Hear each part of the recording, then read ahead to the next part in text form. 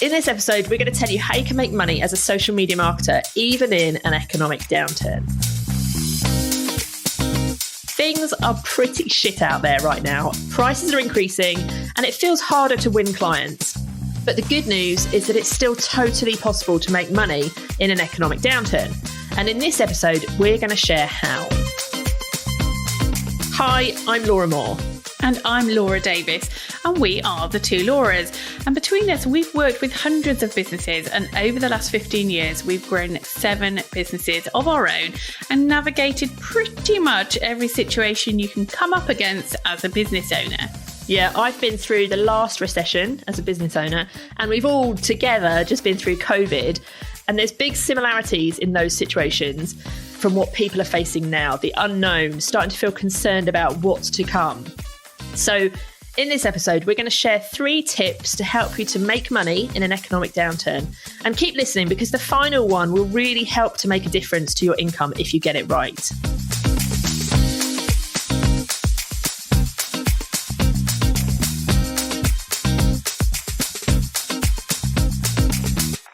Now, you might be feeling like people just are not hiring right now. You might even be hearing that other social media marketers are losing clients.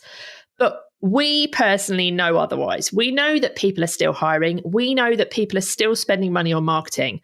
But we don't want you to just take our word for it. Keep listening to this episode because later on, you're going to hear from some other business owners who are doubling down on marketing right now and not reducing what they're doing.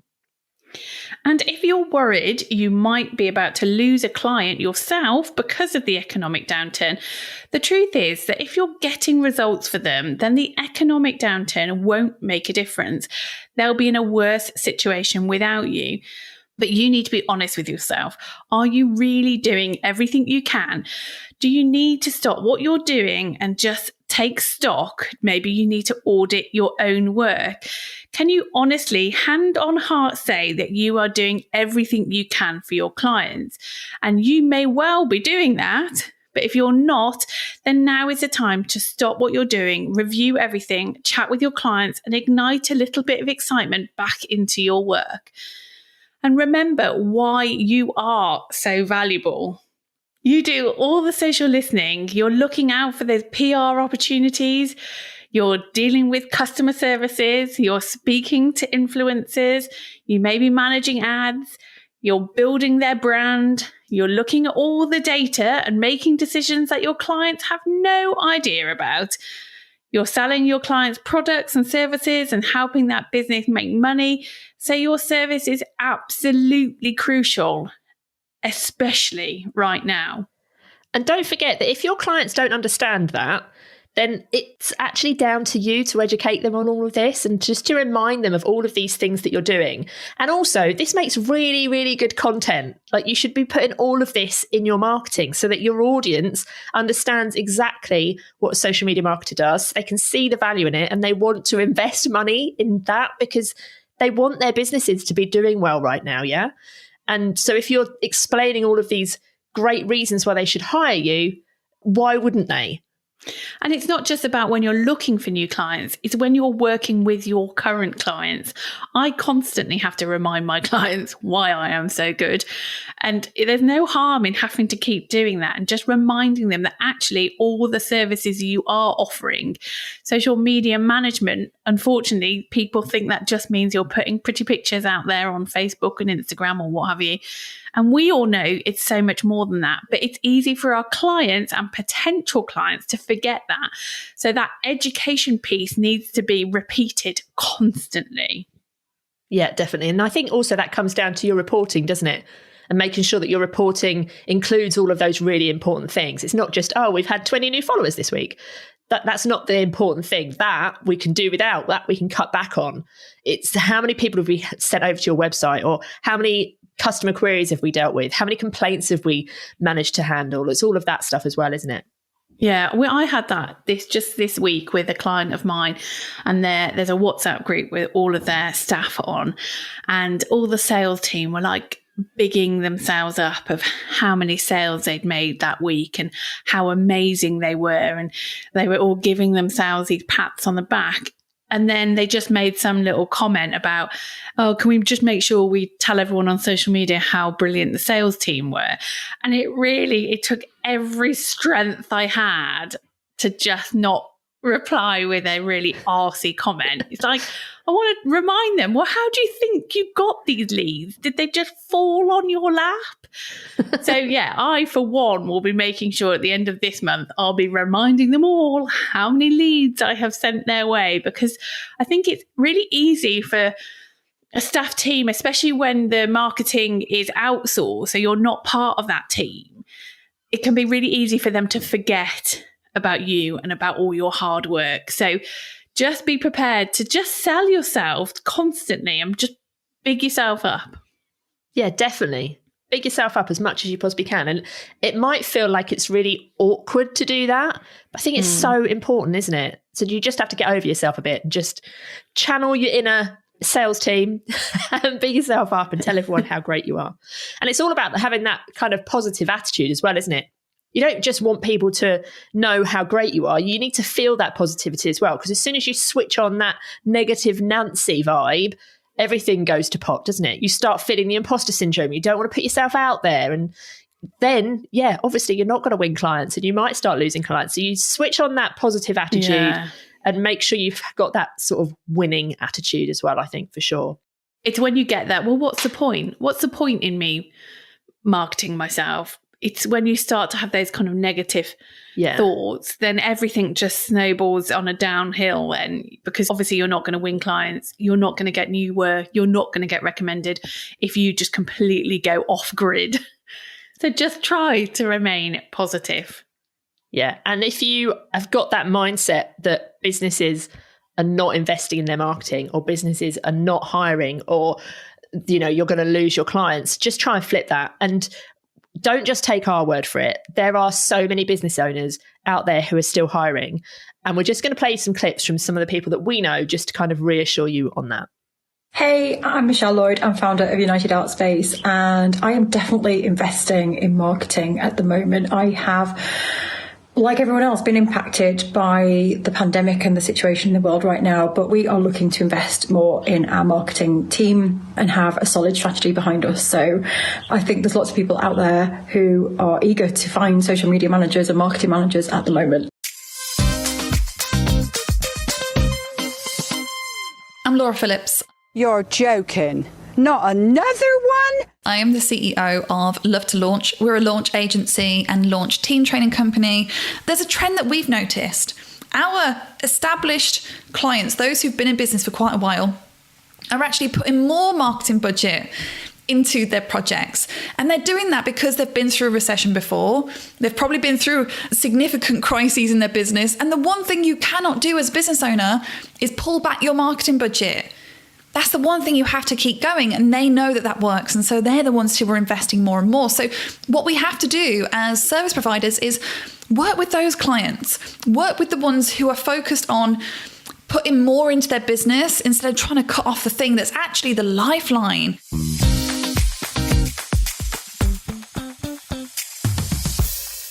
Okay, so the second thing that you need to do is to really look at who it is that you're working with and who it is that you're trying to market your business to.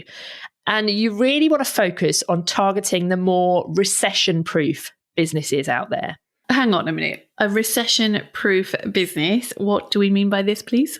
So a recession-proof business is a business that would supply people with like their basic needs, if you like. So whether it's like personal needs like food and shelter, it might be healthcare, it might be financial services, or businesses like accountancy and IT. So it's the businesses that no matter what is happening in the economy, people will still spend their money on those things.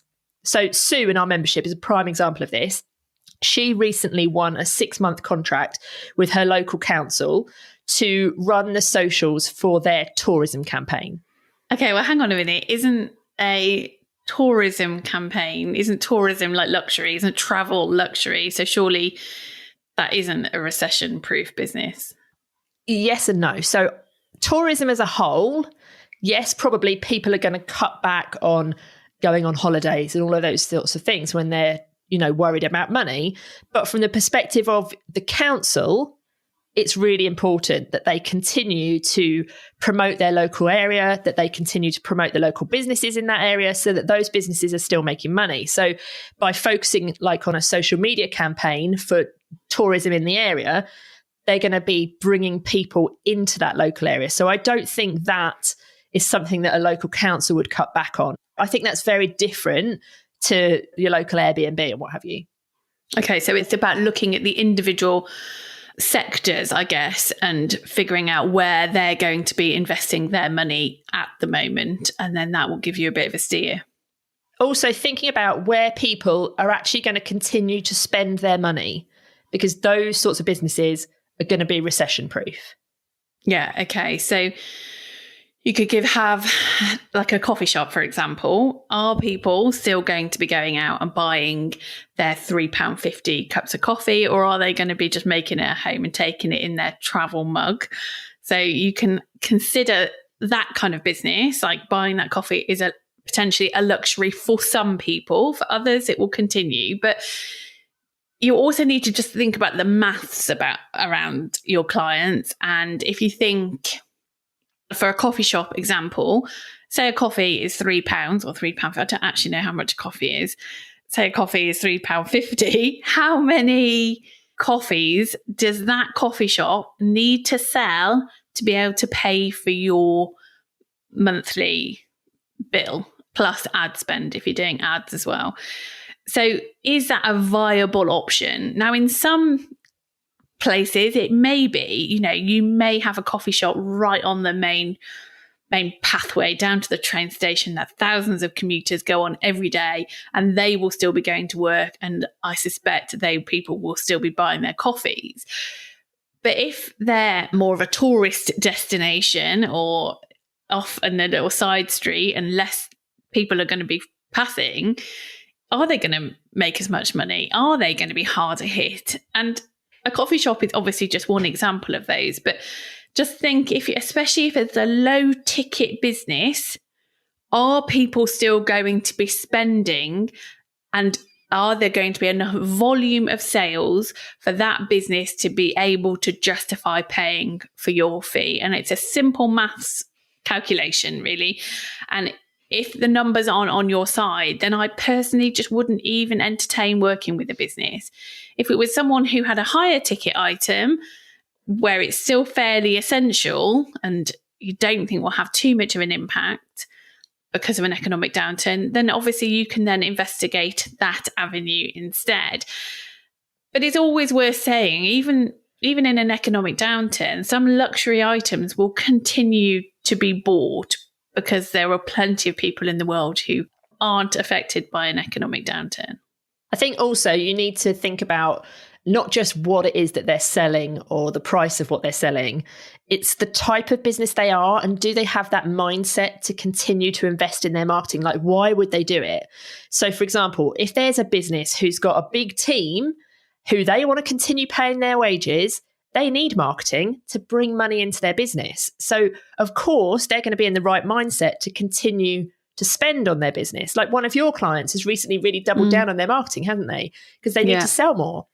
So it's looking at those sorts of businesses who have got a team to support, maybe more so than maybe a one-man band, although that is a big sweeping statement. And also looking at online businesses, for example, online businesses like coaches, membership site owners, course creators, those sorts of pretty newish, I suppose, types of online businesses really understand the benefit of marketing. They know that if they don't double down on their marketing, they won't get people buying their courses or joining their memberships or what have you. So those sorts of businesses who really understand the value of marketing are definitely going to be the sorts of businesses who will continue spending and continue hiring. Okay, so let's give some more examples of businesses that are going to continue, hopefully, to do well in an economic downturn. You go first, Laura. Okay, so one that I think is really important to have on your radar that will still work, probably people are definitely going to still be spending money on, is beer, wine and alcohol. I'm pretty sure that you will still be spending money on beer, wine and alcohol, right? Maybe not the beer. Yeah, maybe. So things like that, just think about, yes, people want those things that make them feel good. We had a conversation, didn't we, where you were saying that people will still spend money on like chocolate and sweets and cakes and stuff like that because it makes you feel good. Yeah, that's me as well. It's not great for us, but we'll still be doing it. Yeah. And another one, which we did a bit of research on this because I found it really interesting. Apparently, people that sell products for children generally fare well, because parents would rather cut back on other things before their children were to suffer. So if you sell things for children, and obviously some of those things may be essential items, like nappies and milk and what have you, but if your clients or potential clients are selling products for children, then apparently they do okay because parents still like to spoil their kids. Yeah. And similarly with the pet industry. Pet industry does pretty well, even when people are cutting back, don't they? There's still like this. Obviously, you're still going to go and buy your dog food or your cat food or what have you. But other little luxury items that you might buy for your pets, you possibly won't cut back on. There's also the essential things that we've already spoken about, like financial services, healthcare, all of those sorts of things will typically do pretty well. Just think about yourselves as well. Think about where you are going to be spending money and where you are going to be cutting back, if at all. But if you are cutting back, then that is just giving you personally a few kind of red flags, I guess, as potential clients to approach. So just bear that in mind. Even if they approach you.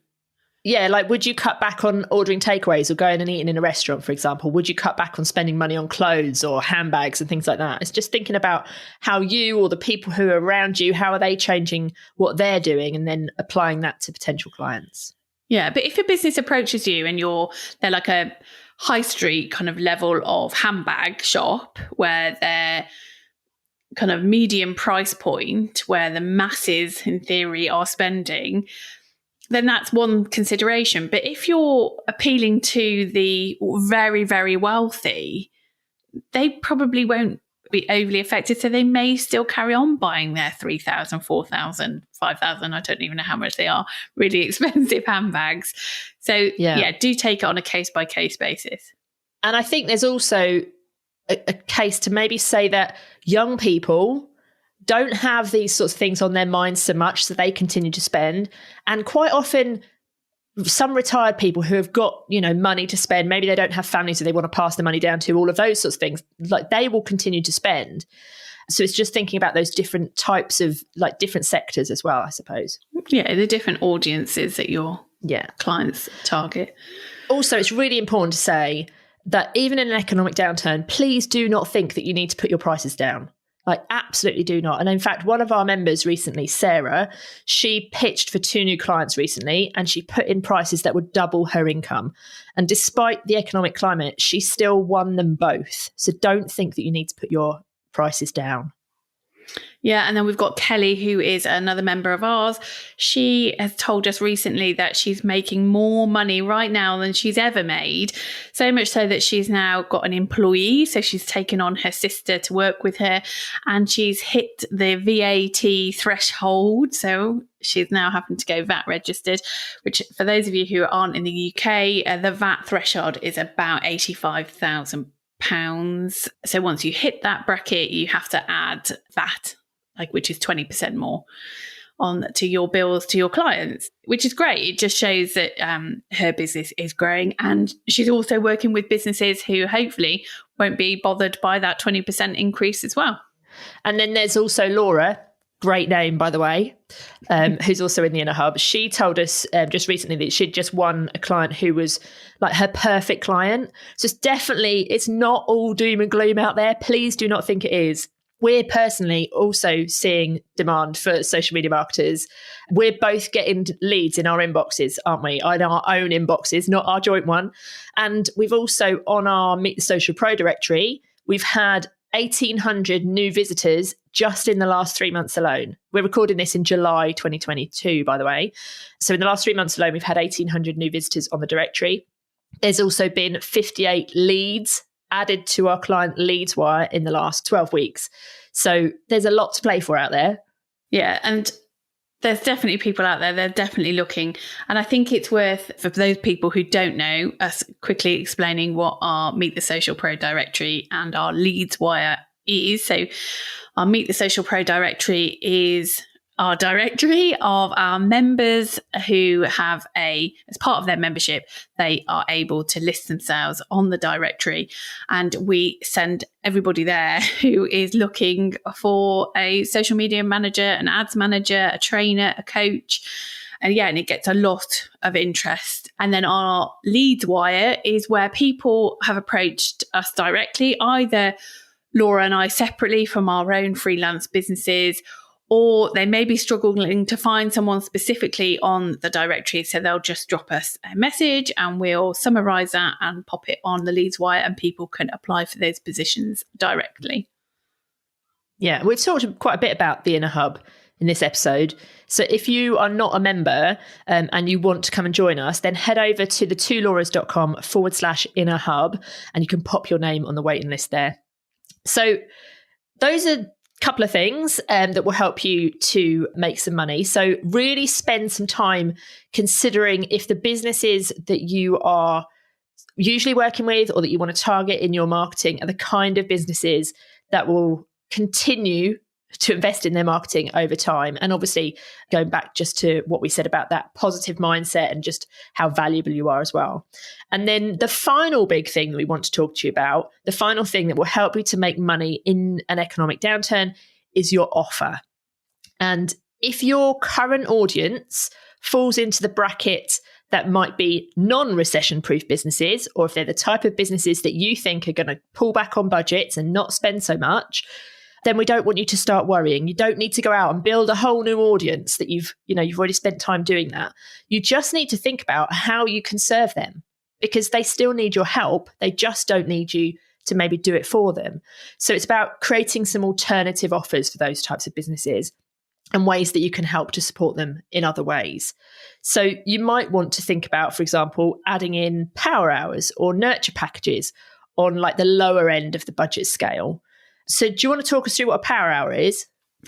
Yeah, so a power hour, which is something that both you and I have done multiple times. I think you probably way more than me. But a power hour is essentially 1 hour with a business to help them with anything they need within their business. Now, I think you mainly did ads ones, I think, if I'm correct, whereas I did... Yeah, towards the end, yeah. Yeah, I did social media and ads ones. And it's basically you can help them with anything they need to know. So it might be, how do I use Instagram Reels, or how do I get my messaging right on LinkedIn? They're normally small things. Obviously, you've only got an hour, but they're always well received by businesses because they're just trying to tackle that one little issue that they've got within their own social media marketing. So, and many times I had clients who came back and wanted repeat power hours. So they would come back once a month and tackle something new. And I developed nurture packages, which meant people can buy essentially a bundle of power hours to be able to work with them over a longer period of time.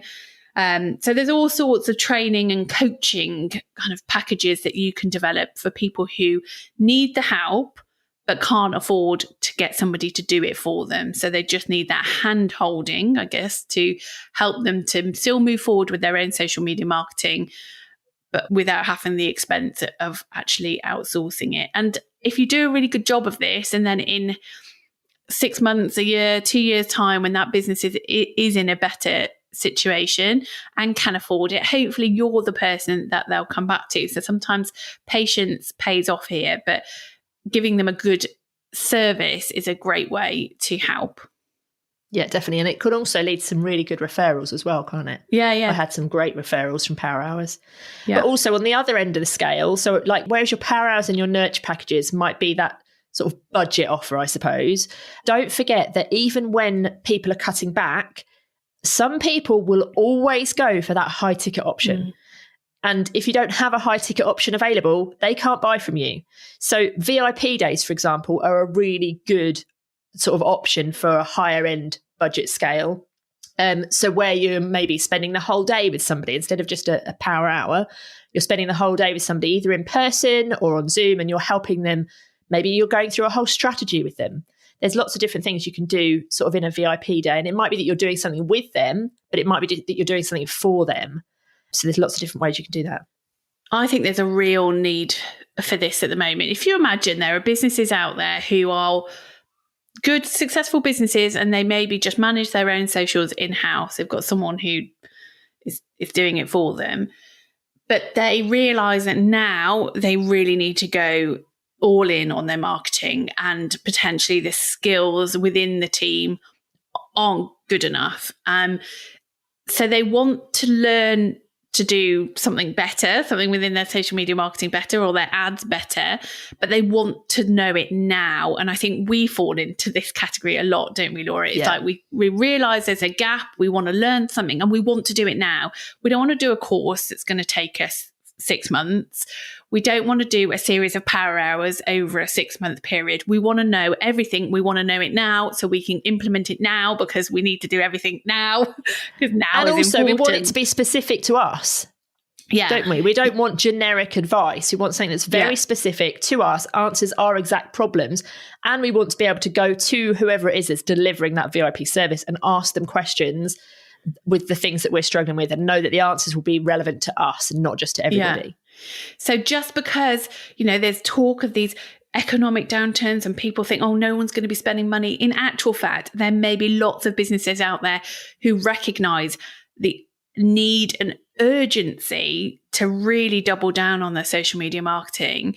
So they're prepared to invest more, but they don't need to outsource it, but they just need the help. So don't just think, oh, well, I'm not going to do any kind of high ticket offer because obviously no one's going to spend.